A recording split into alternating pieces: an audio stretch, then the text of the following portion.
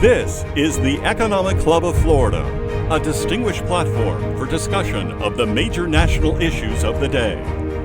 On today's program, Dr. Harry Holzer on the challenges of immigration on the U.S. labor market.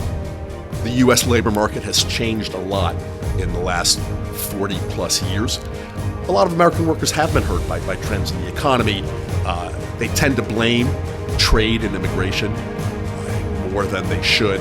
But we need to do a better job of addressing their needs through whatever else, skills training, higher ed, etc. Good afternoon and welcome to the 522nd in our series of distinguished speaker programs.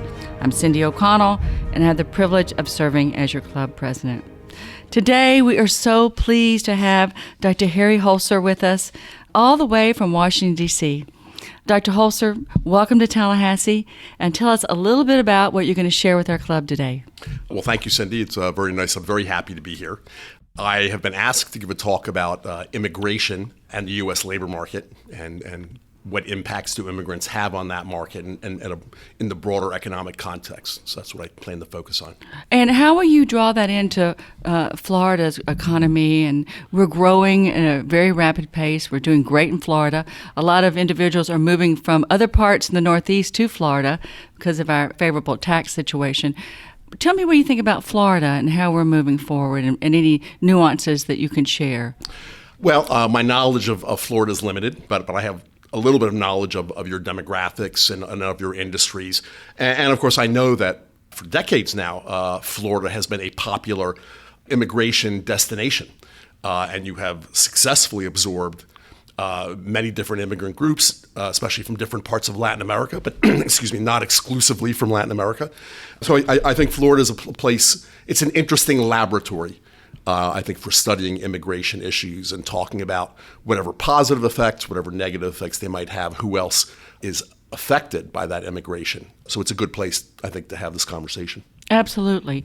Also, when we spoke earlier, you told me a little bit about your background and what formulated who you are. Tell us a little bit about your education experience and where you grew up and how this all fits together in terms of your life journey.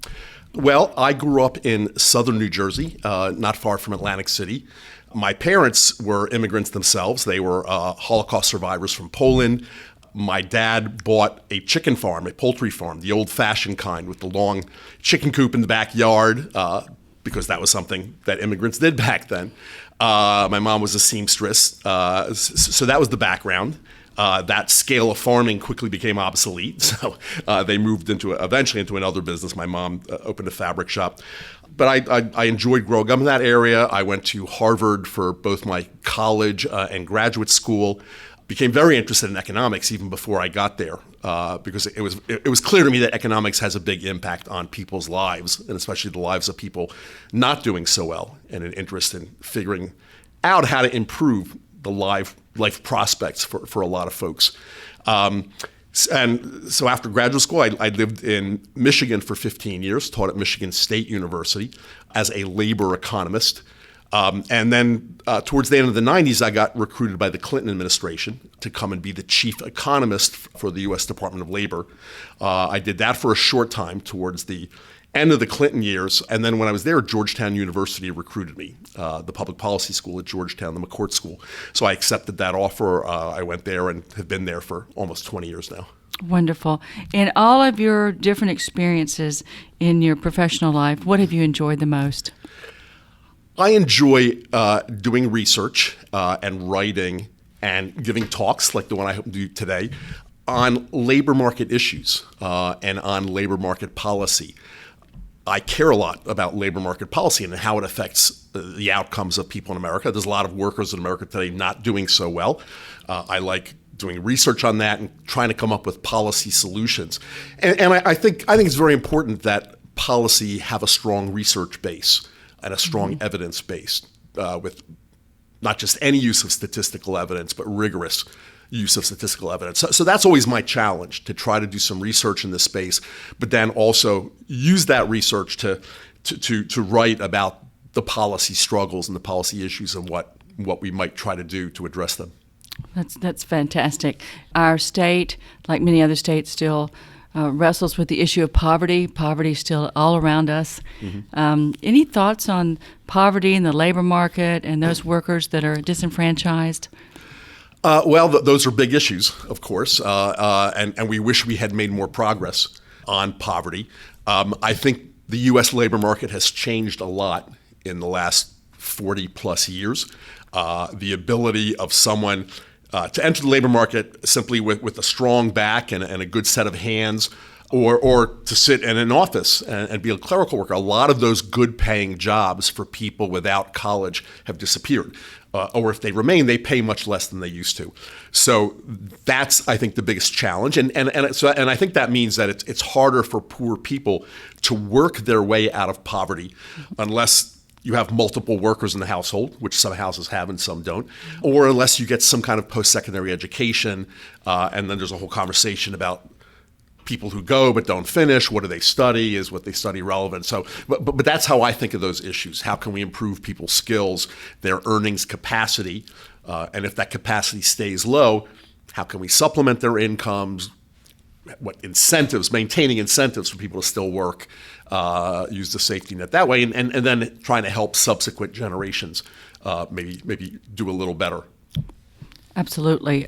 Just in closing, our just quick time together this morning before we get to hear your wonderful comments, is there anything else you'd like to share with us relative to the future of Florida, the immigration problem, or anything else that you think will be particularly interesting to our listeners? Well, as everybody knows, the political process and policymakers work in a very political world, and we all know that world at the federal level has become pretty dysfunctional. And that's very sad to see. I always try to work with folks who maybe come from a slightly different philosophical background, political background, try to find common ground. That's become increasingly hard to do, and especially on issues like immigration. And I would love to get it out of that fractious space and try to go to a space where we can look at evidence and we can talk about benefits and costs and perhaps who has been hurt by immigration, and then maybe think together about what kinds of policy solutions on the immigration front and more broadly. A lot of American workers have been hurt by trends in the economy. They tend to blame trade and immigration, I think, more than they should. But we need to do a better job of addressing their needs through whatever else, skills training, higher ed, et cetera. And so that's the context in which I'd like to speak and to try to address those concerns. Wonderful. Thank you for coming to Tallahassee. Thank you. Thank you for being here with us today. And now we look forward to hearing your remarks. Thank you, Cindy. I look forward to it. Yes, sir. And now, here is Dr. Harry J. Holzer speaking before the Economic Club of Florida. Thank you very much, Marjorie. It's a pleasure to be here today. It's getting to that time of year when people do like to fly south and enjoy your nice weather. There's actually better reasons for me to be here. I'm actually very anxious to hear your points of view on immigration and other issues. Folks like me can sometimes spend a little too much time in the academy and in the ivory tower, and I always learn a lot when I step out in what we often call the real world, or real people. Perspectives from the business community, from higher ed, et cetera. So I'm very much anxious to hear your points of view on that. Cindy warned me to never, ever, ever confuse the Gators and the Seminoles. So I won't do that at any part of my talk. I actually started my career teaching at Michigan State University for about 15 years, where I was often considered to be insufficiently partisan in support of the Spartans as opposed to the Wolverines. So that was a complicated issue on that campus. So I won't make that mistake. One other thing. So Marjorie did mention that I grew up on a farm, a chicken farm in New Jersey. I don't know if we have any current or former chicken farmers in the room, but this was the days when there was like a long chicken coop in the backyard. I actually grew up thinking everybody's backyard smelled like that. Turned out not to be the case. My parents were also immigrants. My parents were Holocaust survivors from Poland. They came to the country separately and then met and married in the early 1950s. And I do have to say that has a lot of impact on your worldview in a lot of ways. And I think it has molded my interest. My entry into labor economics was because of my interest in people not doing so well. There's a lot of people in the world not doing so well for a lot of different reasons. But one thing, my parents always had an enormous feeling of gratitude that this country took them in and allowed them to rebuild their lives and to raise their kids with a lot of opportunity. They made sure that we felt the same way. Not that we always did as teenagers, but it is a different experience in life, and I am very grateful that they came here and were taken in, and that my sister and I had the opportunities that we had to really thrive and try to teach my children that same have that same gratitude. Hasn't worked so far, but we'll see. Life is long, and they're young. So I'd like to talk about immigration and the U.S. labor market today from my vantage point as an economist, a labor economist. I'm going to focus on the overall U.S. labor market. I know that you have some particular issues here in Florida. I think a lot of what I'm going to say has relevance to Florida. I know you have heavy tourist industry, heavy agriculture, also some biomedical and advanced manufacturing. I will try to address issues relevant to that, but I'm happy to engage on questions more specific to the Florida economy during the Q&A. So I look forward to that. And this is just a list of what I'd like to cover in the 20 minutes or so that I have to speak. I think it makes sense to start with a few words about the state of the U.S. labor market, where it is currently, but also what some of the long-term trends look like. A few basic facts about immigration at the aggregate level, at the national level. And then I start to get into the real issues about how does immigration affect the U.S. economy broadly, but then the very important issue of does immigration hurt native-born workers? Does it reduce their employment rates, their earnings, et cetera? A few additional factors very relevant to this debate, I think, like what to do about the undocumented population. And then I'll talk about policy, I think, both for immigration and immigration reform, but maybe more broadly for workers as well. So I'll see if I can make it through all that in 20 minutes. I will try not to languish anywhere. So just a few words about the U.S. labor market. Very simply, the current labor market is quite strong, with national unemployment in the vicinity of 3.5 to 3.7. I think it's actually even a little lower in Florida. I think it's been closer to 3 in Florida.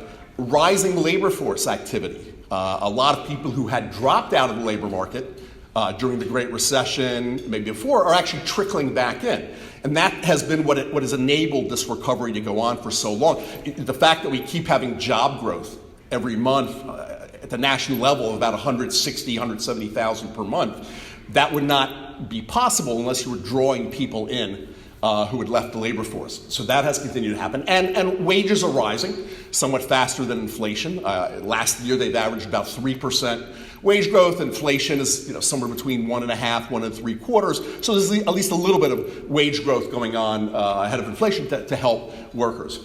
So almost everything now looks relatively positive, but the long-term trends have not been so positive on any of those fronts.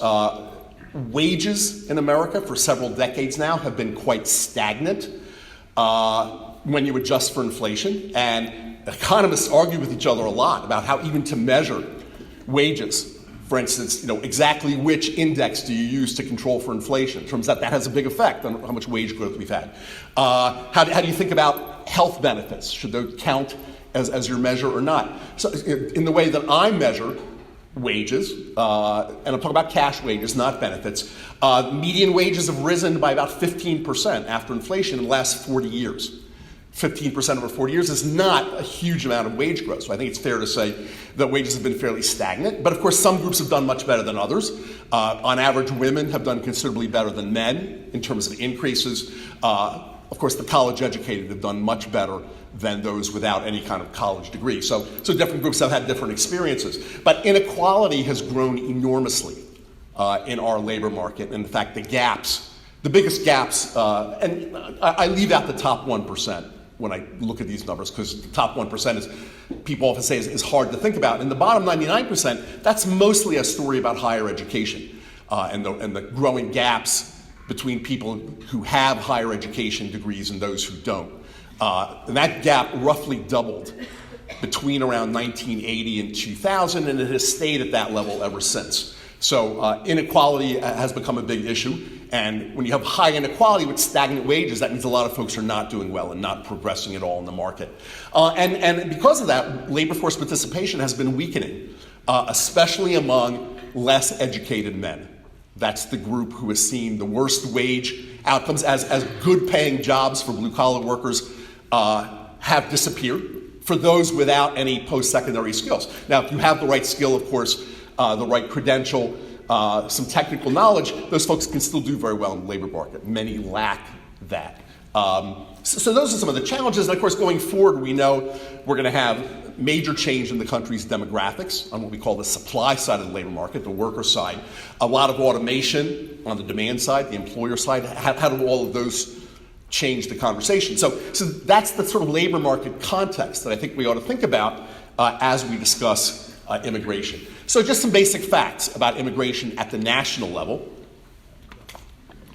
There are about 47 million immigrants in the United States today. It's about 14% of the U.S. population.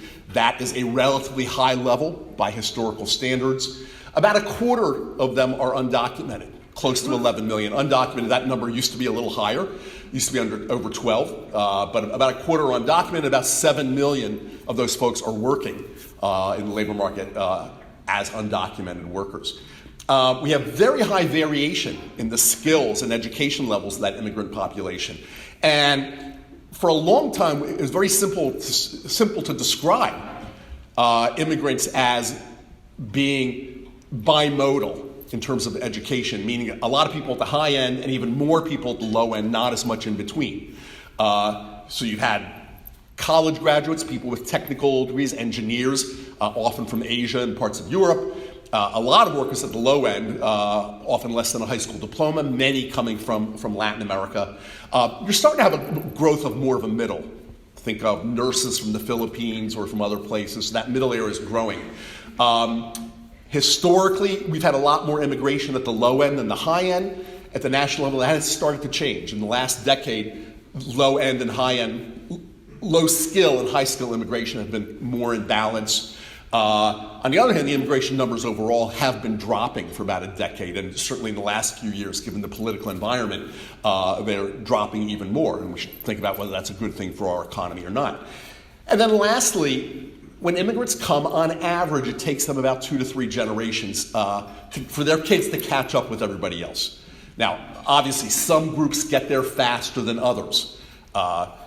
Your Cuban population here in Florida got there a lot more quickly. Of course, many came with higher skills and more education.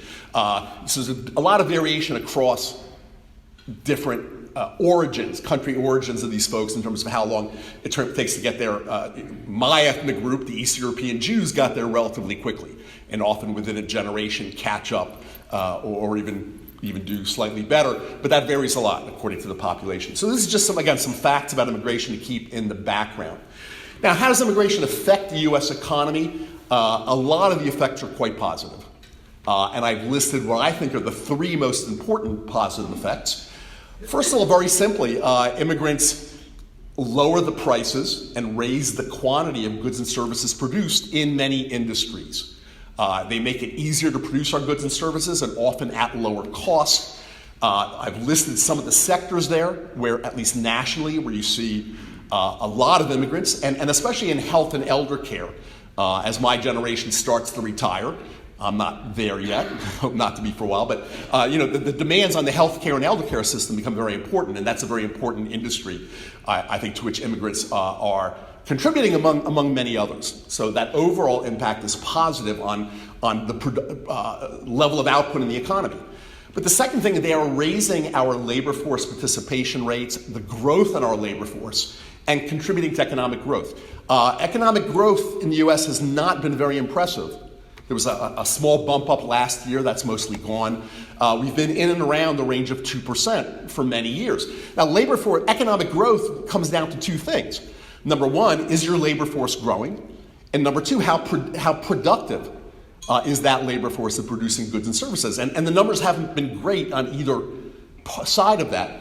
But as the baby boomers retire and as the labor force shrinks, the native-born labor force, it's quite important to have those immigrants to bump up labor force growth and to still create a growing economy. Because economies that are shrinking tend to stagnate. There's not a lot of investment opportunities, and so the immigrant participation helps us there. And thirdly, as we all know, we have a real federal fiscal crisis, again, as the baby boomers age and will start drawing on their retirement programs, and of course, as our federal government shows absolutely no fiscal discipline whatsoever on either side of the aisle. And immigrants help there as well, very simply because they're more likely to be taxpayers rather than retirees drawing on the system. Now, some immigrant groups contribute more fiscally than others. Those with higher skills and higher incomes in general contribute more. But even the less skilled immigrants, the low-wage immigrants, their children and their grandchildren will do a lot better and will contribute to the economy in a fiscal sense. So those are what I think are the three of the most important benefits that come from immigration. But as everything in economics, we have both benefits and costs. And that's true everywhere. And what a lot of people worry about is, do immigrants take jobs from native-born workers, or do they at least compete with those workers? Do they drive down their wages?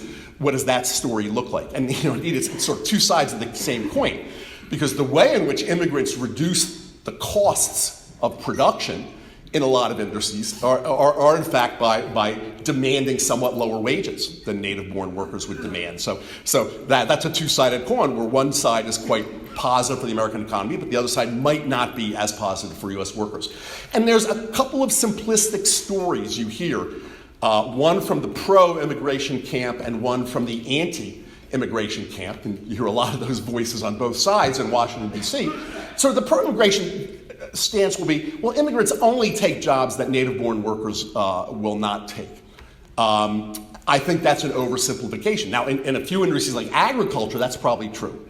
I know very few native-born Americans, especially of my kids' generation, that have any interest in going to agricultural work or even some of these other industries. And so might not even try there. Now, what a lot of economists would say is, in other industries, native-born folks would be more willing to go into those industries if the wages were higher.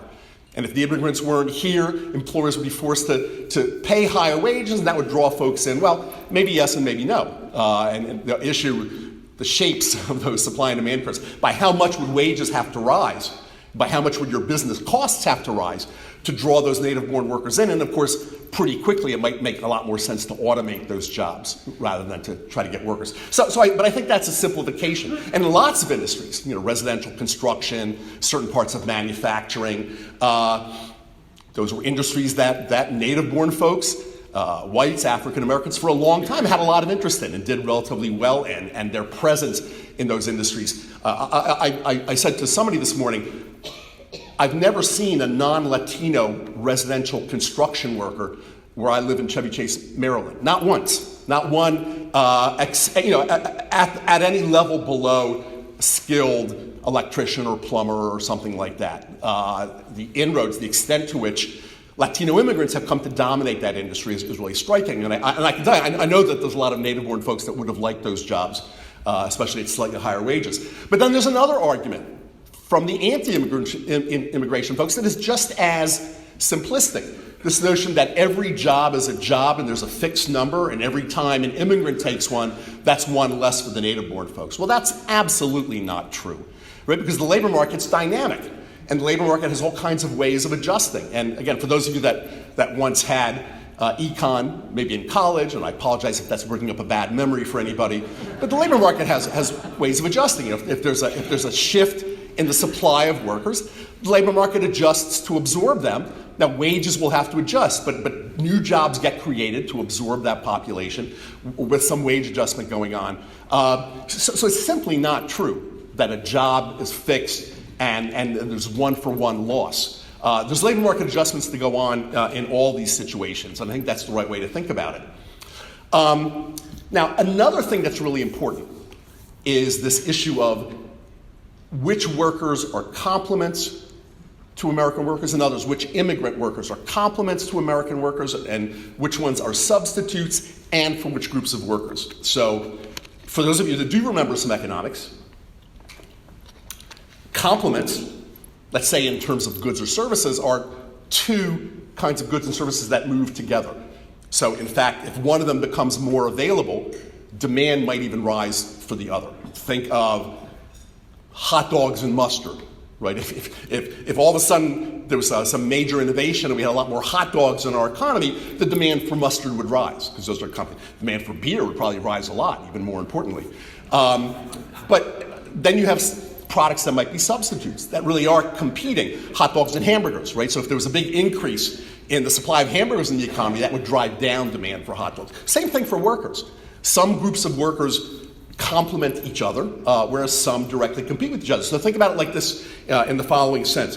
If you had a big increase in the immigrant population, low-skilled immigrant population, and some firms were able to turn to those immigrants for their janitorial services, maybe their clerical services, and they brought down the costs, that would reduce the prices that the firm has to charge, and that would actually raise, if it's, let's say, an engineering firm, that would raise the demand for the engineers, right? So you can think of the janitorial folks being complements to the higher education folks and maybe raising the demand for them, while at the same time they reduce demand for people who otherwise would have been in those jobs. So that becomes the key question. Which groups of immigrants and which groups of American workers are complementary to each other versus which are substitutes, and that ends up being a statistical issue. And statistical analysis ends up answering those questions. I know you don't want me to drone on and on about the statistics. Let me give you how I read that literature. I think highly skilled immigrant workers with college degrees or higher mostly complement workers in our economy, and overall very good for the economy. And especially if you're talking about engineers or people with biomedical training or things like that. First of all, those labor markets are almost always tight, even when the rest of the economy is sinking into recession. So those workers can be pretty easily absorbed without displacing necessarily someone else. And the data show highly skilled immigrants create a lot of business startups. That creates demand for almost everybody. They generate a high number of patents relative to their numbers in the population. That creates opportunities for everybody. So overall, they are complementary with most groups of workers in the economy, with a few exceptions. The exceptions are, of course, the engineers, who may need to compete with engineers coming from parts of Asia or Europe.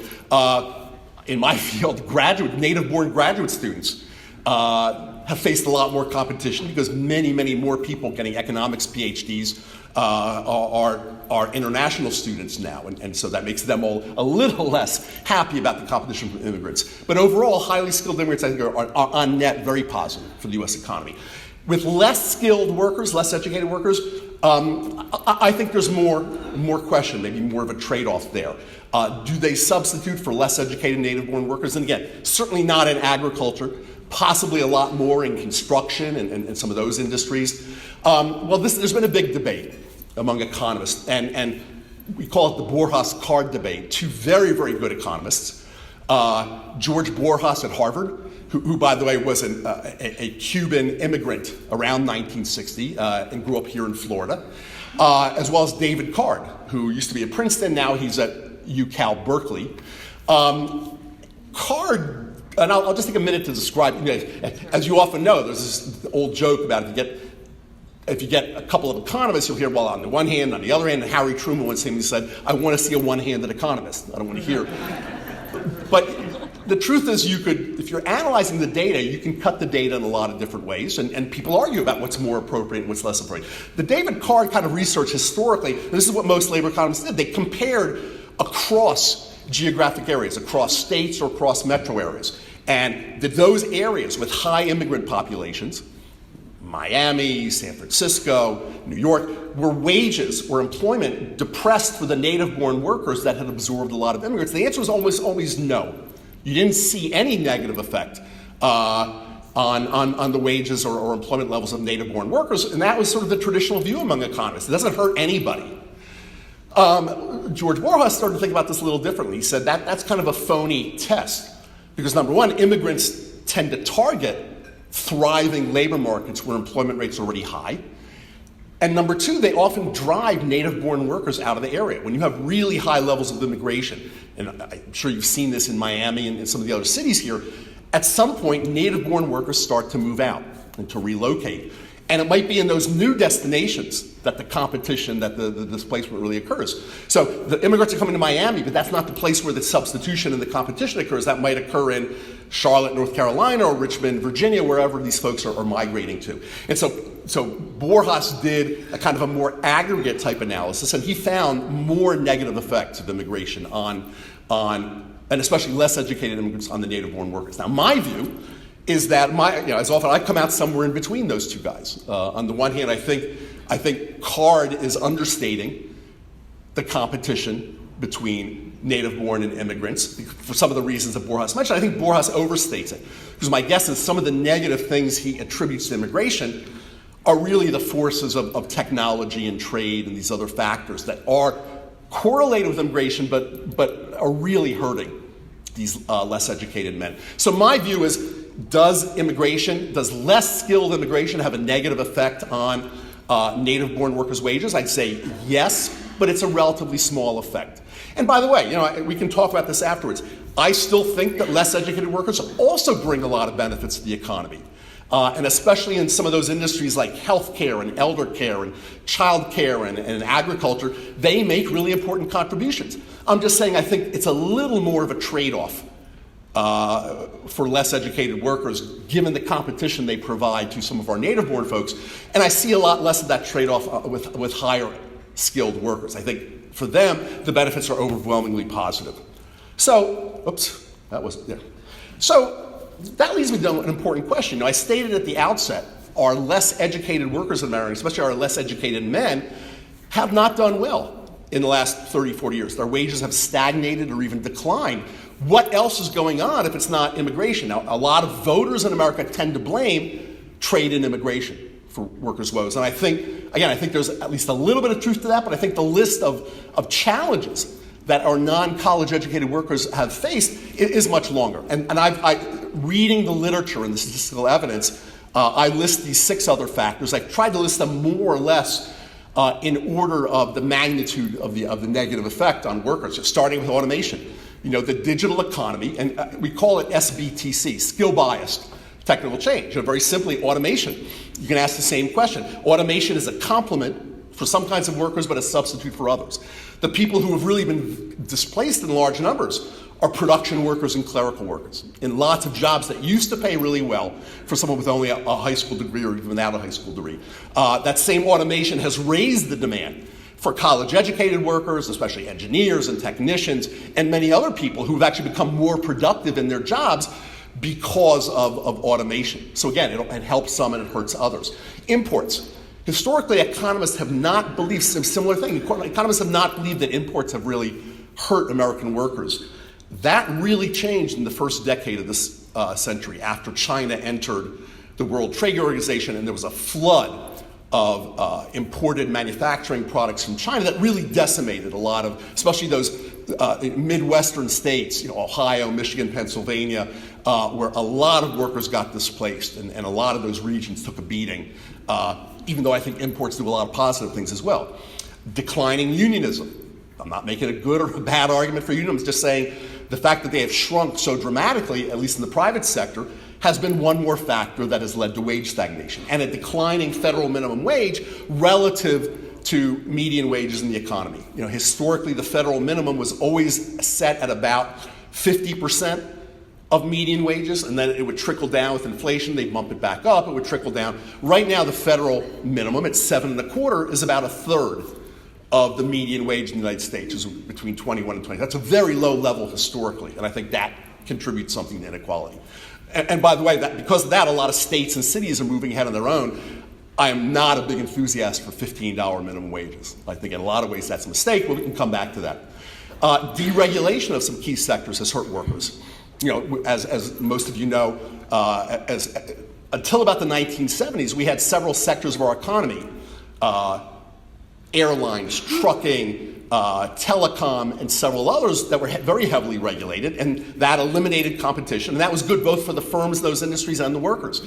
The deregulation of the economy that started under Jimmy Carter, continued under Ronald Reagan and others, did hurt workers in those protected sectors.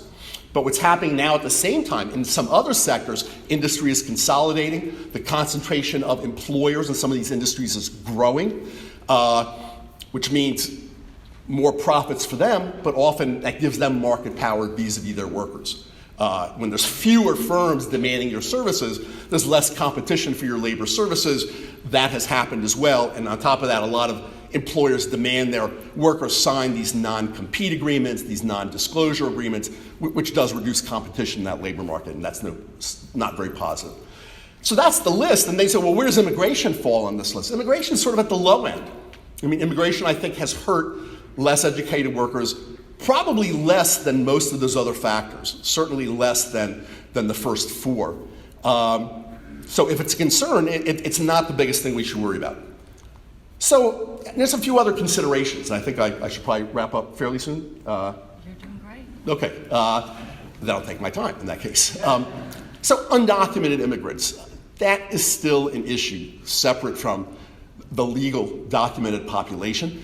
I think the presence of 11 million people here and 7 million workers without documentation is a major problem for the country. I think in some sense they lead to even more wage stagnation because they can't compete as effectively, and since they get paid usually sub-market wages, they do more to undercut the native-born workers in those industries. I also think it's bad for the kids and the grandkids in those families, to grow up often with that level of stress and more poverty. I think there's a lot of evidence, and I've contributed to this, that all else equal, poverty makes the next generation, when children grow up and they've been in poverty, it makes them less productive. And they have more health problems and, of course, legal problems, incarceration, etc. I think the presence of this large undocumented population is a problem that we need to address. Another thing is less skilled immigrants also directly contribute to inequality in the economy. So I mostly talked about how less skilled immigrants compete with native-born workers.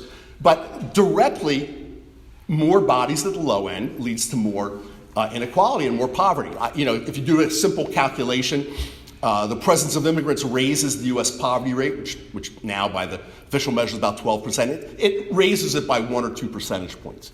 Not a huge effect, but it increases it. But it does contribute to inequality. And even when there are children at the labor force, it will raise inequality. And it will probably raise racial and political strife in America. Because I think inequality is contributing to strife right now in a lot of ways. This will add. So I think it's just one more dimension to think about when we talk about policy. Of course, the demographics of the U.S. are changing, not just because of immigration, by the way, but also because my generation, the baby boomers, are retiring, and the native-born birth rate has really declined. It declined a lot during the Great Recession. Depressions and recessions are bad times for childbearing, but they haven't bounced back as the economy's recovered, which has puzzled a lot of people. Native-born folks are simply having fewer kids, so that already adds to the demographic change and creates, in some sense, even more of a need for immigrants to sort of fill some of those holes and grow our labor force. And then we have all this automation coming, and that could be a whole separate talk, which I don't want to do. I think the people who say all the jobs are going to disappear and robots and AI are going to do everything, I think those are silly arguments. Many, many, many jobs will remain. If some people do get their tasks displaced, others will open up. But it will lead to a fair amount of displacement and churning in the labor market. And a lot of those folks will get hurt. And I do fear that will continue to be skill biased, that our less educated workers will be not only easier to replace, but they'll have the hardest time adapting to the new automation in the economy. Because folks, we know how to adapt. If we see some automation coming and the automation might do these tasks that we do now and not these, we know how to retask, to retool and reboot and learn the new skills that will make us more complementary with the machinery. A lot of less educated folks have a much more harder time with that adjustment process. So there's some real challenges coming, but the silly notion that all the jobs are going to disappear and everyone needs a sort of a universal income support, I think that's silly and not helpful to the conversation. So what do I think has to change policy-wise? And these are my views, and Others can read the evidence and see it differently. I would argue, first of all, that what we have called comprehensive immigration reform still makes sense. And the last time we had a comprehensive immigration reform bill was in 2013. It passed the Senate quite easily with the support of both of Florida's senators, especially Senator Rubio. It did not pass the House. I'm not saying that the next bill should be exactly that bill. I'm sort of saying the broad pillars: increase the flow of legal immigrants, decrease the flow of illegal immigrants, and help the undocumented get some path to legality. I think those are still the right pillars, even though we might do each of them a little differently than in the past. But I would recommend two changes. I think, first of all, immigrants do enough good in our economy that we probably should have more of them, not less of them, especially as the demographics change and native-born workers get fewer and fewer in number. The importance of the immigrants to maintaining growth in our economy is growing. We need more immigrants, not less. But at the same time, I would shift the composition a little bit more towards the higher skill end. Because as I argued before, the higher skilled immigrants, it's not that the less educated immigrants don't help the economy, they do, but their impacts are more mixed. Highly educated immigrants, I think, are more of a net benefit to the economy. So I would shift the composition. And as you may know, right now, about 2/3 of our immigrants, of our legal immigrants, come because of family reunification. About 1/3 are for all the other visa slots and H-1B and H-2A and H-2C and all those things. I would probably equal those numbers a little more. I think I'd rather see more than 1/3 of the economy driven by our skill needs to make an investment in the economy. Although I certainly wouldn't shut off and close the door on the less educated either. And last thing, I would couple, given that our immigration has arguably hurt some of our native-born workers, especially less educated, I would couple any immigration reform with a package of policies to help less educated workers do better in our economy. And if you're asking what might those policies be, well, here's a short list of things that I would start with. I would start with workforce options and workforce programs like community colleges. Marjorie and I were talking about during lunch. I think we could do a lot better on the workforce side. I think we could help the community colleges fund more strong programs. We can talk about that. And more broadly, I would broaden spending on public higher ed in America. In many, many states, I don't know if it's true here in Florida, public subsidies for higher education has been falling. It's been flat in real terms, falling as a percent of the budget because simply there have been competing demands from Medicaid and other sources. I think if we want a population that's got to be skilled and competitive and can adapt to automation, we can't continue to restrict funding for higher ed. So I would start there. But I would also strengthen the workforce system. We have something like 3,000 one-stop shops run by the Department of Labor funding, they now call American Job Centers. They have a shoestring budget in most places. And that's the place where if people really want to know what's in high demand so they know what to train themselves in at a community college, that's where you can learn. It's ironic that we have 3,000 of those shops, and yet the vast majority of people who go to community college or four-year college never set foot in a one-stop and never get any real career counseling and labor market counseling. And that's really got to change. That's an enormous, and one of the things you see at a lot of community colleges, they simply can't afford to beef up counseling, whether it's academic counseling or career counseling. And I think a lot of students at community colleges kind of wander aimlessly, having no idea what the economy really rewards for that factor. So I would improve that. I would have some moderate minimum wage increases, not 15 at the federal level. I'd probably be comfortable sort of gradually going to 10 at the federal level. And I think workers need some more voice in the workplace. Historically, unions have done that. Whatever you think of unions, they ain't coming back anytime soon in the private sector. There's other models of worker voice, like worker councils. And there's evidence that in many cases, worker voice in the workplace makes them more productive, gives them more of a stake in the output of the firm. I think there's ways to amend the national labor relations legislation to make worker councils more effective and more present in the workplace. And I think that would be a good thing for many businesses as well as workers. And then finally, we have to start preparing for this automation that's coming with autonomous vehicles and so many other changes. And there's a range of things we could do to make our labor market more friendly to people that need to adjust their skills. Lifelong learning accounts, subsidizing employers who retrain rather than lay off their workers when they automate, etc. So that's my list. It may not be the right list, but those are some of the things I think about. I think This is an enormously important issue. As you know, it's so controversial in America today. I wish we could have a few calmer voices in that conversation to really look at the two sets of arguments and what's the right mix of different kinds of immigrants, rather than the sort of huge emotion and often misleading comments on both sides, both extremes in that debate. It's not unusual to immigration. That's happening in so many issues in the country. But I'd like to stop here. Thank you for listening to me. And I'm very interested in hearing your own comments, your own reactions, and your experiences in this space. And if you think I got something wrong, happy to hear about it, and we can talk about it. But thank you very much.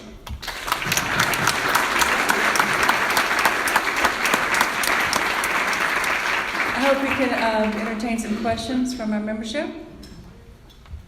The impact to be verified. I think early on, its effects were limited because there were just a lot of bugs in the system, a lot of flaws. My sense is that it's gotten better, that on net it has contributed to, I think any comprehensive immigration reform, we have to do better on the enforcement side, especially in the workplace. I just think if you don't want, even if you were to legalize the 11 million folks now, you don't want a whole new flow. You want people to come through legal mechanisms, and I think that has to be done. I believe that has to be done much more at the workplace rather than the border. I think E-Verify is not a perfect system. It's costly to some employers. It still creates errors, and yet on net, I think on net, it's one of the better tools. So that's my view. On net, it's probably more positive than negative, and will likely be one of several methods of enforcement that I think could be expanded in a comprehensive bill. Dr., thank you very much for your presentation. It's really comprehensive and thoughtful. You started touching on the minimum wage, and I agree we want to raise wages, but have them based on performance, based on market-based considerations, higher education, higher talent, that they're worth more than they're paid. Yeah, that would be the ideal. But speak to, that's not the solution. What do you think are the 1, 2, 3 key solutions? A, B, even though CEO compensation has gone through the roof and it's a small percentage, it creates this optics of inequality that seems to have no limitation in sight. And as much as a technology guy that I am, I've always been concerned about when the top man or woman makes 5,000 times the base unit of production makes. I'm not a socialist, but I do think there's got to be some kind of common bond between the producers and the men and women who are leading it. I don't mind if someone that creates a business or a whole sector is rewarded with equity, like Bill Gates and Warren Buffett, et cetera. But I do get concerned when someone steps in a job making $150 million a year, which is 5,000 to 10,000 times the other folks. So I'm not a socialist either. And I tend to agree with you that certainly the ratio of executive pay to, say, median pay in the company has increased tenfold, 20-fold in the last 40 years. I mean, it's really shocking in some cases. And some of that is, in fact, that compensation, more of compensation is based on the capital markets. One can argue that the value of a really good CEO to a company has risen in a more competitive market, in a market where capital is more important. So you can make an argument why it increased somewhat. But the increases have been so astronomical, and a lot of economists who study it don't even think this is a particularly efficient way of compensating our CEOs. But then the other problem is, okay, if you come to that conclusion, how do you change that? And I think the last time, there was a time in the Clinton administration where they talked about capping CEO pay at $1 million, but companies then just find another way to get around those caps, different other kinds of compensation. I remember the wonderful economist Alice Rivlin, who passed away recently, and she was the head of OMB in the Clinton administration and then was number 2 at the Federal Reserve Bank. I once asked her and she just laughed and said, there's virtually no way for the government to do it. Now, could you somehow convince, there was this recently interesting statement, I think it was from the Business Roundtable, where they said we should have other stakeholders besides just those who own our capital. And in that kind of a compensation, maybe you could convince people to show a little more restraint. I'm even skeptical there. So even if I agree with your comment, and it's really bad for the optics, I can't think of a mechanism where the government would effectively limit that. Now, on the minimum wage side, I agree with you. If we could raise everybody's skills and productivity, that would be the absolute best way. And I still think that should be our top goal. But the minimum wage is, especially in parts, in regions of the country where there aren't many employers and where the employers have a lot of market power vis-a-vis their workers, and so you can't count on labor market competition to ensure that everybody gets paid in alignment with their skills, I think a minimum wage can play some role, and historically it has, and it's been fairly bipartisan. The other thing that you see is that economists say, well, maybe a better way to raise people's earnings is through some of these tax credits, because minimum wages can reduce employment, the earned income tax credit, things like that. There's a problem. The earned income tax credit costs the taxpayer, and the minimum wage doesn't. So the minimum wage is much more popular with voters. Over 30 states have now have increased their minimum wage above the federal level, including red states. Every time it gets on the ballot in any state, it wins. Hands down, even in some of the red states, because the voting public is not used to thinking about what economists call demand curves and things like that. So it's very popular, and I think, again, in an age of sort of massively growing inequality, moderate, sensible minimum wages would be one. It wouldn't be the thing I put the most weight on. And the other thing, of course, you see going on is that if the federal government refuses to raise its minimum, the states and the localities are going to do it instead. And a lot of them are going to go to what I think are extreme lengths. I mean, these $15 minimum wages. So that D.C. And at least my counties in Maryland are heading up to a $15 minimum wage just within the next few years. Right across the river, Virginia is going to stay at $7.25. That's going to incentivize a lot of the businesses on the one side to cross the river and go to the other side over time. I don't think that's good. And I think a modest increase in the federal minimum wage, I think, would forestall some of these increases at the state and local level that I think are just way too high and bad for the business community and bad for the state economies as well. So that's my view on that. Yes, sir. Doctor, thank you for the presentation today. There seems to be arguments on two sides as to the tax, either benefit or burden of undocumented immigrants. Some claims are they're an incredible tax burden. Other claims are, no, they actually contribute to the tax revenue in the city, states, and federal government. What's your view? My view of that literature is that the answer is mixed. It depends, are you talking about federal versus state or local? And it depends on whether you're talking about the immigrants themselves versus their children and grandchildren over time. So I think all else equal, the burden is more on the local level, especially when local level and the state level, because we know, especially high-end immigrants are a pure plus from the fiscal point of view, right? They're paying their taxes, they're contributing. Less educated immigrants, especially if they're undocumented, but even if they're legal, pay fewer taxes and they draw more local services. So a high immigrant population could burden the local and even the state budget. And one could argue in a rational immigration system, maybe if we think that those workers are still good for the national economy, the feds could help offset more of those state and local costs. But from a federal point of view, again, and the other thing is that we know immigrants draw some public benefits like food stamps and Medicaid, actually at the same level of income, less than the native born. But they do burden some federal programs. But I think on net, and especially over time, again, when a lot of them, the undocumented, they pay Social Security taxes while not piling up the benefits. But over time, their kids, their grandkids become adults, and then they will be paying taxpayers and drawing fewer of the public services. So that's my view. Over the longer run, they're positive. In the shorter run, the less educated folks are more negative, and there's more burden at the state and local level. So there's no, but as someone who worries about the federal and who's going to pay the taxes on the Medicare and Social Security that I hope to someday draw, I think we do need more bodies. And over the long haul, that net effect is plus. It may not be right away. One last question, at least from here. Okay. Every 10 years we have the census. We've got the 2020 census coming up. According to Census Bureau, 2010 Florida had an omitted account in an undercount of 1,385,000 people. 2 congressional seats and federal grants and aid, billions of dollars. How important, and what do you think the impact is of the conversations of particularly undocumented folks throughout the census requires to count every person, as you know. What are we going to have an undercount nationally, and in some states more than others? And what do you think are some of the solutions to that?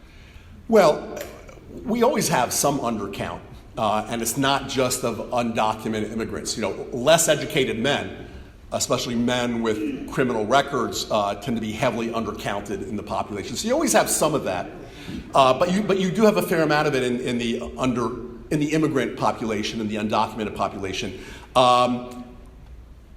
Every year, every 10 years, the census wrestles with different survey techniques and things like that. I will tell you that I think the citizenship question is a really bad idea. Yeah. I think that will exacerbate. And I will also tell you that the craziness of the conversation on immigration doesn't help it either, because people get more nervous about signing any kind of document. So I don't know that we have any silver bullet answer, but I think we know what things don't help, and I think a citizenship question does not help. And frankly, I'd have to say I think that was part of the idea by the people pushing it, in my view. One last question, Barney. Okay. Dr. Holzer, if you could take compassion out of the issue for just a moment, which I know is very difficult to do, but it appears so much that the people that are coming through Central and South America into the United States, so many of them are women with multiple children. So the first thing that strikes me is, what's the potential of them getting a job? They're really going to need a lot of services. They're going to need child care, even if they are able to work. They're not going to be skilled. They come from agrarian economies rather than the high skills. So how does that play into all of this? Well, so that's a very good question and very topical. And again, the whole idea of refugees, the moral arguments do drive a lot of it. But my sense of that literature is that on net, refugees have been a plus. Now, it always depends on which refugees, and you're right that those from Latin America tend much more to come from the lower end of the skills or education spectrum. I don't want open borders. I'm against open borders. I wish that some of my candidates whom I sometimes talk to in the Democratic Party were not expressed. That doesn't make any sense. I don't think I would dramatically change. I mean, we need to make the refugee screening process more efficient and maybe devote more resources to it. I think forcing those folks to stay in Mexico or some of the other places could destabilize those areas. That's not necessarily in our interests either. So I would still try to strengthen and make more efficient the refugee screening process. But as I said, at the same time, I think in our legal immigration system, I'd like to see that tightened up and more emphasis on the higher end. So I think I wouldn't necessarily cut way down on the refugees from the economic point of view, but the whole system, I would tilt a little more in a skills direction. I think that's the place I would address those issues that I think are very, very legitimate. Thank you. Okay.